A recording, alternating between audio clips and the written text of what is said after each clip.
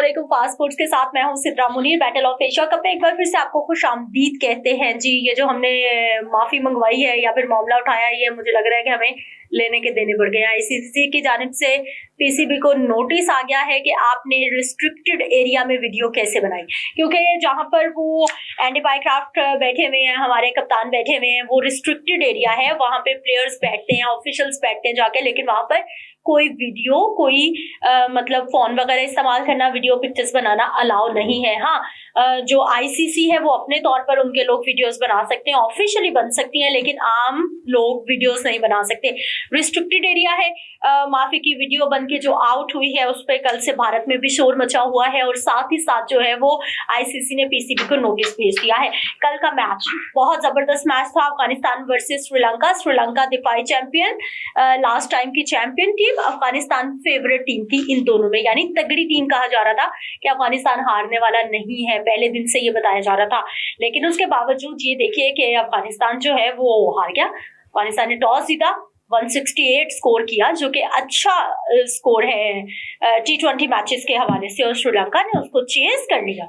ये बहुत इंपॉर्टेंट है। और मोस्ट इंपॉर्टेंट थिंग कि एक रोज के बाद पाकिस्तान वर्सेस इंडिया एक बार फिर से सेम उसी मैदान में दुबई स्टेडियम में आमने सामने आने वाले हैं। क्या प्लानिंग होगी? और आज का आखिरी मैच होगा जी इंडिया वर्सेस ओमान, जो मतलब ऑब्वियसली इंडिया की टीम स्ट्रांग है, लेकिन जो सुपर 4 हैं वो डिसाइड हो चुके हैं। पाकिस्तान, इंडिया, बांग्लादेश एंड श्रीलंका, ये 4 टीमें हैं जो सुपर 4 मरहले में चली गई हैं। 4 टीमें हैं, अगले मरहले में इन्होंने 3-3 मैचेस खेलने हैं, यानी सिंगल लीग होगी।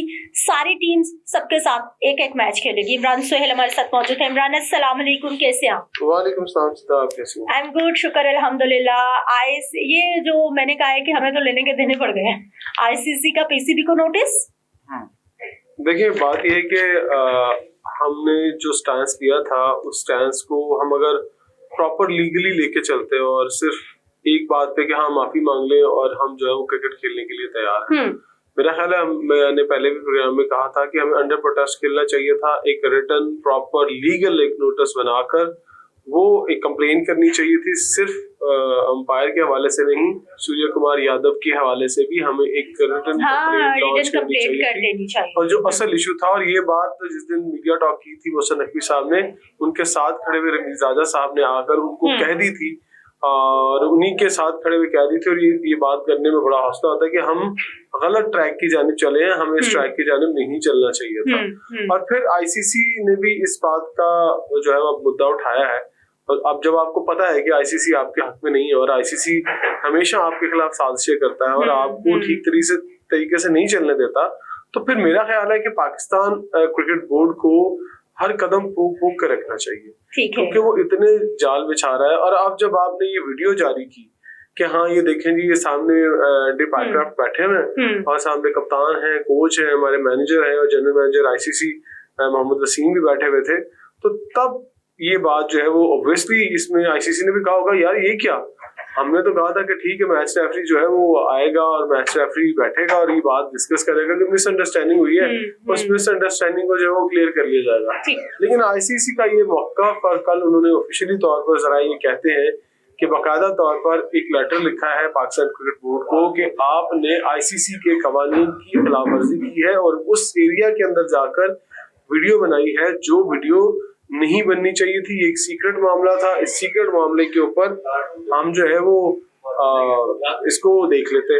लेकिन फिर उसके बाद एक और बात भी कही गई, वो ये बात कही गई कि पाकिस्तान क्रिकेट बोर्ड ने कहा कि हम तब तक अपनी टीम को मैच के लिए नहीं भेजेंगे जब तक हमारा मीडिया मैनेजर जो है वो जाकर पास नहीं खड़ा होगा प्रूफ के तौर पर। लेकिन और उस बात पर आईसीसी मेरा ख्याल मान भी गई थी, लेकिन ये किसी की सोच में नहीं था कि वहां पर एक वीडियो भी बनाई जाएगी और इसको वीडियो बयान के तौर पर रिकॉर्ड किया जाएगा। लेकिन अगर वीडियो बयान भी रिकॉर्ड करना होता तो फिर आईसीसी के ऑफिशियल्स खुद उस वीडियो बयान को रिकॉर्ड करते और रिकॉर्ड करके भेजते हैं। अच्छा इमरान, मेरे जहन में 2 पॉइंट्स आए हैं यहाँ पर। ये जितनी भी नोटिस आया है या ये जो भी मामला आया है रिस्ट्रिक्टेड प्लेस के हवाले से, एक तो ये कि हमें नोटिस पर ये भी लिखा गया है कि आप 1 घंटा मैच के लिए ग्राउंड में लेट पहुंचे, और दूसरा इंपॉर्टेंट पॉइंट ये है कि ऑब्वियसली जब वहां पर बैठे हुए थे, जब माफी की वीडियो वो किसी ने कोई खुफिया कैमरे से तो बनाई नहीं, वो तो वाज़ेह तौर पर जो बंदा खड़ा होकर वीडियो बना रहा है वहां पे क्या आईसीसी का कोई भी नुमाइंदा मौजूद नहीं था। उसने उस वक्त क्यों नहीं मना किया कि भाई दिस इज नॉट अलाउ, आप वीडियो नहीं बनाए, हम कुछ लिख लेते हैं या हम कर लेते हैं, आप वर्बली सबको बता। उस वक्त क्यों नहीं मना किया गया जब ऑब्वियसली वो सामने वीडियो बनी हुई है, कोई सी खुफिया कैम से वीडियो नहीं बनी हुई।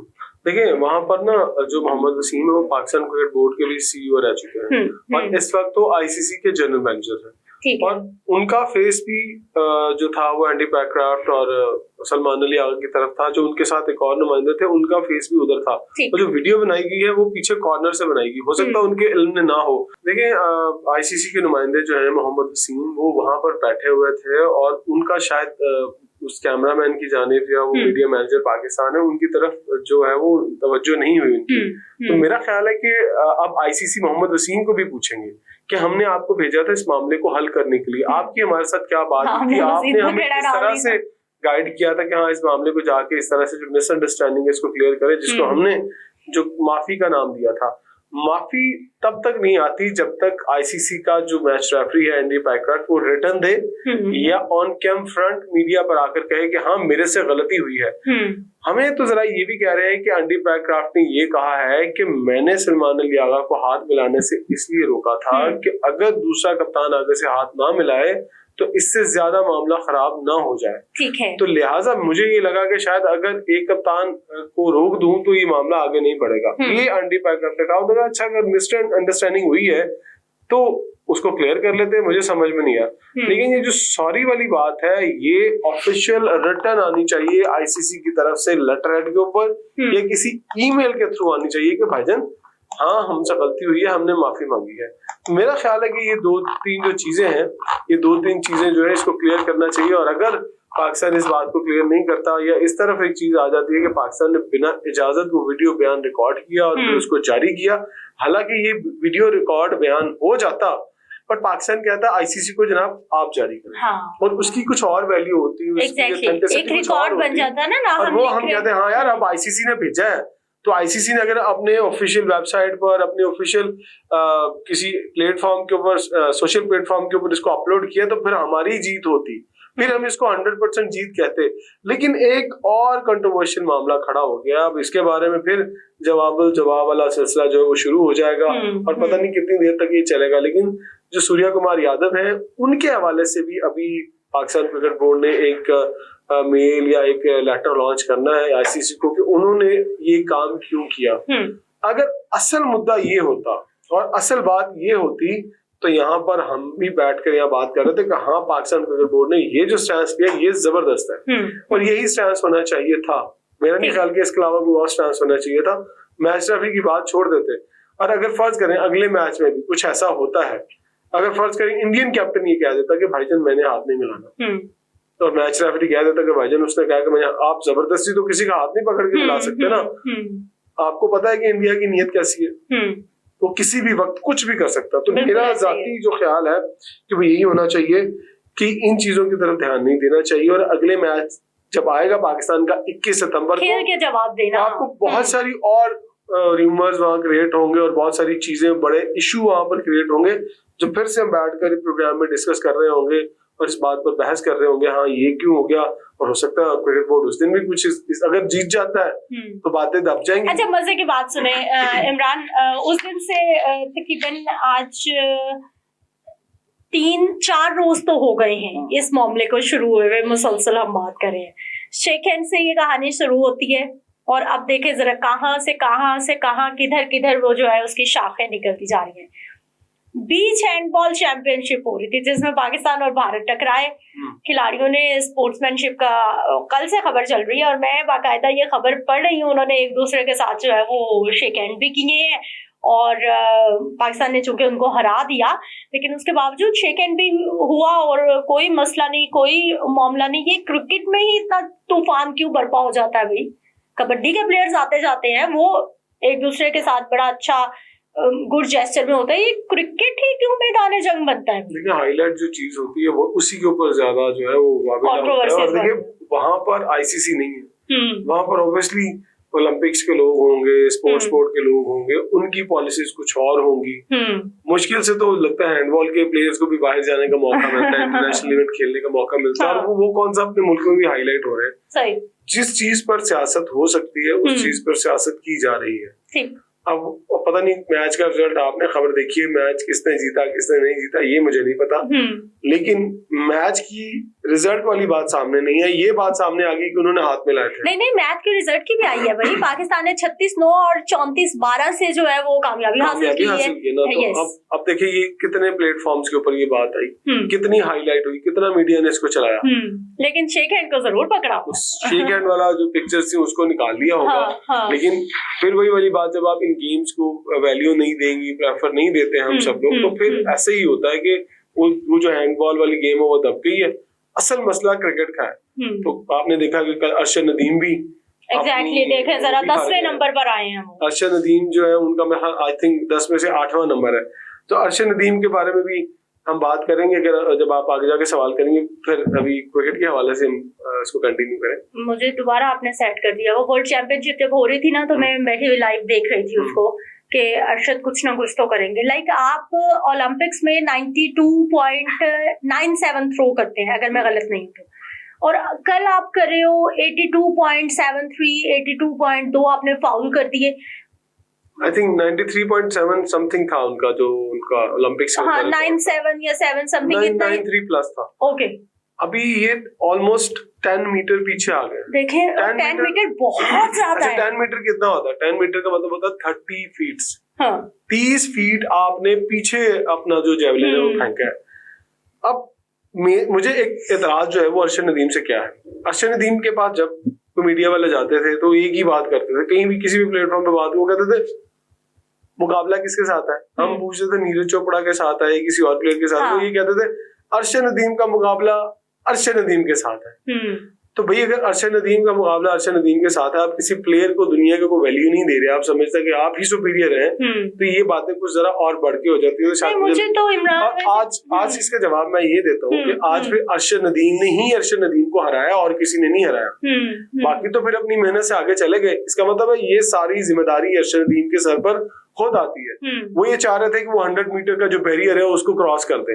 आप उससे 18 मीटर पीछे आ गए, 18 मीटर आप पीछे आ गए, और अपने टारगेट से आप तकरीबन 9 से 10 मीटर पीछे आ गए जो आपने अचीव किया था। तो इसका मतलब है कहीं ना कहीं आपको करोड़ों रुपए आवाम ने दिया, आपको मुख्तलिफ इदारों ने इतना पैसा दिया, आपको इज्जत दी, लेकिन आपने उतनी मेहनत नहीं की। अच्छा, मुझे ये था कि चलो ठीक है, परफॉर्मेंस जो है वो अगर नीचे आना भी था, क्योंकि 85, 86, 87 तक तो ये लोग अपनी प्रैक्टिस में थ्रो कर रहे होते हैं, और मैच में तो बेस्ट ऑफ द बेस्ट देना होता है। मुझे था कि अगर कुछ गड़बड़ भी होनी है तो चलो 2-3 मीटर का हम मार्जिन ले लेते हैं कि कम से कम 90 तक तो आपको इजीली करना चाहिए ना। 89, 88, 89, 90 इतना तो रहना चाहिए अगर हम मार्जिन भी करें। 90 के आसपास रहते हैं, लेकिन 82 इज बहुत कम। वो बहुत लोग डिसार्ड हुए कल, और स्पेशली जो उन लोगों में मैं भी शामिल हूँ। और उनके जो पाकिस्तान एथलेटिक फेडरेशन के जो प्रेसिडेंट हैं वो बहुत शदीद परेशान है, और उनका कल एक वीडियो बयान भी आया, वहां पे कुछ लोगों ने मीडिया टॉक की और वो जज्बाती भी थे। उन्होंने कहा कि इस बंदे के ऊपर हमने 10 साल मेहनत की, लेकिन पिछले जब से वो ओलंपिक्स गोल्ड मेडल जीत के आए हैं उसके बाद से वो एथलेटिक फेडरेशन को भी लिफ्ट नहीं करा रहे। जिन लोगों ने बिल्डअप किया था उनके पास नहीं थे, वो अपने से अलग 2-3 लोगों के साथ प्राइवेट कोचिंग में थे, और जो प्राइवेट कोचिंग में थे एथलेटिक फेडरेशन को कुछ नहीं पता था कि ये क्या अचीव कर रहा है, कहाँ है और किस तरह से चल रहा है। तो वो भी बहुत बड़ा एक लॉस था, और मुझे लगता है कि इसमें कहीं ना कहीं बल्कि उन्होंने तो ये मुतालबा कर दिया कि इसकी जुडिशियल इंक्वायरी होनी चाहिए कि एक बंदा 93 प्लस पर जेवलिन फेंकता है और आज वो बंदा 82 पर जाता है और उसकी एक थ्रो जो है वो कैंसिल भी हो जाती है। दो फाउल हुए। हाँ, 2 फाउल। हाँ, 4 उनको बारियां मिली, उन्होंने पहली बारी की, उसके बाद वो 82 पॉइंट समथिंग गया, सेकंड फाउल हो गया, थर्ड जो है वो भी 82 पॉइंट समथिंग गया और फोर्थ फिर फाउल हो गया और वो बाहर हो गया। एक ब्रेक ले लेते हैं, वापस आते हैं और दोबारा से क्रिकेट की जानिब आएंगे। बैटल ऑफ एशिया कप की बात करेंगे कि ये जो लीक वीडियो का मामला है, जो हमें नोटिस आ गया है, इसका हमें फायदा होगा, नुकसान होगा, फ्यूचर क्या है, ब्रेक के बाद बात करते हैं।